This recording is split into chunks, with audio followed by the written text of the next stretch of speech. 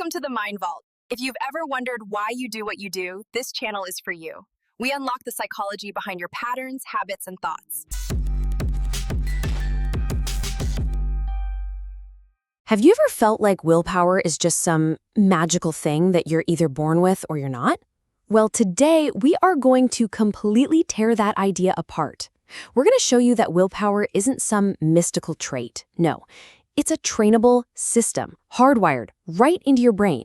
A system you can actually grow to build an unbreakable drive and finally break that cycle of procrastination. All right, so here's our game plan. First, we're going to get to the bottom of why we really procrastinate. Then we'll pop the hood and look at your brain's willpower engine and what kind of fuel it needs. After that, we'll learn how to actually train it using friction, how to handle overwhelm with a cool trick called detachment, and then wrap it all up by figuring out how to point all that newfound power toward your life's true purpose. So let's start with a feeling that, let's be honest, we all know way too well. It's that feeling of being completely stuck. You know, that incredibly frustrating internal fight where you know exactly what you should be doing, but for some reason, you just can't make yourself do it. So what is going on there? Why do we do this? You know, you'll clean the entire garage or organize your sock drawer just to avoid writing that one important email. Now, what's so important to get is that this isn't you being lazy, not at all. It's a predictable biological state that your brain is falling into. And get this. That feeling actually has a name. It's called the dopamine trough. So think of dopamine as your motivation molecule. Whenever you do something rewarding and get that spike of dopamine, it's always followed by a dip, a drop below your normal level.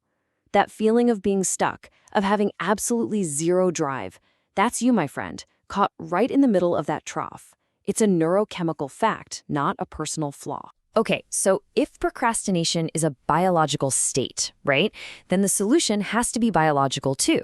So let's explore the actual physical part of your brain that is responsible for creating the force needed to climb out of that trough. It turns out neuroscientists have zeroed in on this one specific part of our brain called the anterior midcingulate cortex, or AMCC for short. You can think of this as the very seat of your willpower. It's directly connected to our most basic will to live. And the craziest part, just like a muscle, it literally gets bigger and stronger when you force yourself to do difficult things that you'd much rather avoid. And this mindset, you can see it perfectly illustrated by people like former Navy SEAL David Goggins. He understands this stuff intuitively. See, when something is brutally difficult, most of us think, I'm never doing that again. But Goggins realized to build this mental engine, he must go back. He has to return to the things that suck. But and this is a big but, before you can even think about building that willpower muscle, your engine needs fuel. Dr. Andrew Huberman has this great analogy of a wave pool. You know, to create any big motivational waves or peaks, you first have to have enough water in the pool. That water, that's your baseline level of dopamine. And here they are. These are the non-negotiables, the science-backed ways to keep that wave pool full every single day. And it all starts with the basics. Quality sleep to rebuild your dopamine, getting some morning sunlight to kickstart the whole process, and of course, good nutrition to give your body the building blocks. Then you add in things like regular exercise and even protocols like NSDR for an extra boost. And super important, you have to protect that baseline by limiting things that mess with it, like alcohol. These aren't just suggestions, they are the absolute foundation of your daily drive. Okay, so our engine's fueled up. We have a healthy dopamine baseline. Now what? How do we actually train this thing? How do we actively make that anterior midcingulate cortex grow? Here is the absolute core principle, and again, it comes from David Goggins. The path to real willpower isn't just doing hard things you happen to enjoy. See, Goggins loves doing forced reps in the gym, so even though it's incredibly hard, it doesn't build his AMCC.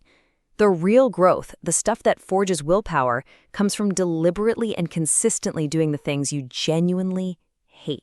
So really, it all boils down to two paths you can take. On one side, you have the path of comfort, hitting snooze, avoiding that tough conversation, always looking for the easy dopamine hit. That path keeps your willpower engine weak. And on the other side, you have the path of friction. It's embracing the things that make you go, oh, I really don't want to do this. because that feeling is the signal that you're about to strengthen your anterior mid-cingulate cortex. So how does this work on a chemical level? It sounds crazy, right? When you're procrastinating, you're already in that low motivation dopamine trough. By choosing to do something that sucks even more, something safe but really uncomfortable, like a cold shower, you are intentionally digging that trough even deeper. But here's the paradox. Doing that forces your brain's chemistry to rebound back to your baseline level of motivation way, way faster. It's like a neurochemical slingshot that launches you right out of procrastination. Okay, so building that AMC is our tool for pushing through resistance. But what if your procrastination isn't coming from a lack of grit? What if it's because you are just completely overwhelmed by the sheer chaos of a situation? For that problem, another Navy SEAL, Jocko Willink, gives us a totally different kind of tool. Jocko tells this amazing story from a training mission on an oil rig. His whole team was basically frozen. Every single person was just staring down the sights of their weapon, totally hyper-focused on their own tiny slice of the world. By just taking one single physical step backward, Jocko was suddenly able to see the entire scene. He could diagnose the real problem and make the call that got everyone moving again. And you can use this exact technique anytime you start to feel that overwhelm creeping in.